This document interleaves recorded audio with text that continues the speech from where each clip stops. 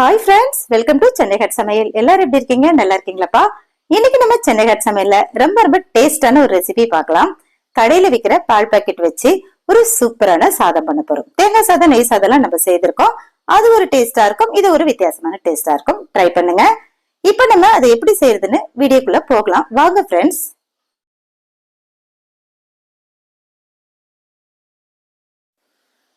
சுவையான பால் பாக்கெட் சாதம் செய்ய தேவையான பொருள்லாம் இப்ப பார்க்கலாம். 1/2 லிட்டர் அளவுக்கு பாக்கெட் பால் எடுத்து நல்லா காய்ச்சி ஆற வச்சு எடுத்து வச்சுட்டேன். இதுல தண்ணி எல்லாம் சேர்க்க வேண்டாம், அப்படியே காய்ச்சி எடுத்து வச்சுடுங்க. அதுக்கப்புறம் அடிகனமான ஒரு பாத்திரம் வச்சுக்கோங்க. 100 கிராம் அளவுக்கு சமையல் ஆயில சேர்த்துருங்க. பட்டை, சோம்பு, கொஞ்சம் பிரியாணி இலை எல்லாத்தையும் கொஞ்சமா எடுத்ததுல சேர்த்துக்குங்க. பொரிஞ்சதுக்கு அப்புறம் கட் பண்ணி வச்சிருக்க வெங்காயத்தை சேர்க்கிறேன். வெங்காயம் கிட்டத்தட்ட 1/4 கிலோ அளவுக்கு எடுத்துனா இதுல நீல வாக்குல கட் பண்ணி சேர்த்துட்டேன்ப்பா. உப்பு சேர்த்துக்கலாம். உப்பு சேர்த்து வதக்குனீங்கன்னா சீக்கிரம் வதங்கிடும். இது எல்லாருக்கும் தெரிஞ்ச விஷயம்தான். நல்லா வதங்கிடுச்சு.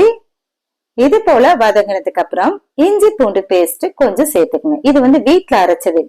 வீட்டுல அரைச்சு ஃப்ரெஷ்ஷா போட்டீங்கன்னா ரொம்ப டேஸ்டா இருக்கும்.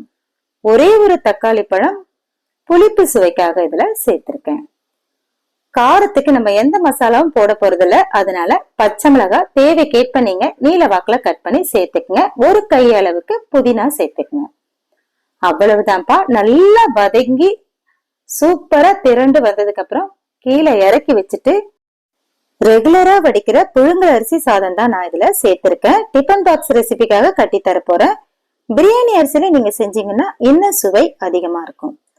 இப்ப கொஞ்சம் கொஞ்சமா காய்ச்சி ஆற வச்சிருந்த பாக்கெட் பாலை இதுல விட்டு அப்படியே கலந்து விட்டுட்டே இருக்கணும். மேல மேல நீங்க சாதத்தை மொத்தமா போடாம கொஞ்சம் கொஞ்சமா போட்டு கலந்துக்குங்க. தேங்காய் பால் சாதத்தை விட இதுவும் ரொம்ப சூப்பராவே இருக்கும்.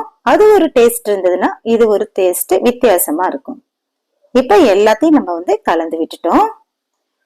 இதுக்கப்புறம் கொஞ்சம் தயிர் நம்ம சேர்த்துக்கலாம். ஒரு 5-6 ஸ்பூன் அளவுக்கு நான் தயிர் எடுத்து இதுல சேர்த்திருக்கேன்பா.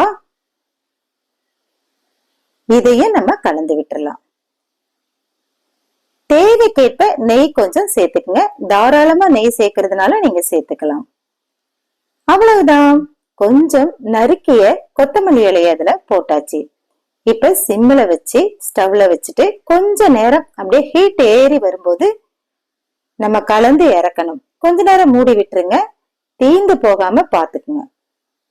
நல்ல சூடேறி சூப்பரான மணமணன்னு கமகமன்னு அருமையான சாதம் ரெடி. இதுக்கு நான் முட்டை கிரேவி பண்ணியிருந்தேன். தயிர் பச்சடி, கத்திரிக்காய் பச்சடி எது வேணாலும் செய்து இந்த பால் பாக்கெட் சாதத்தை செய்து நீங்கள் ஆசத்துங்க. நம்ம வீடியோவை இது வரைக்கும் நீங்கள் ஸ்கிப் பண்ணாமல் பார்த்ததுக்கு நன்றி. ஒரே ஒரு லைக் பண்ணி சப்ஸ்கிரைப் பண்ணிக்கங்க. தேங்க்ஸ் ஃபார் வாட்சிங்.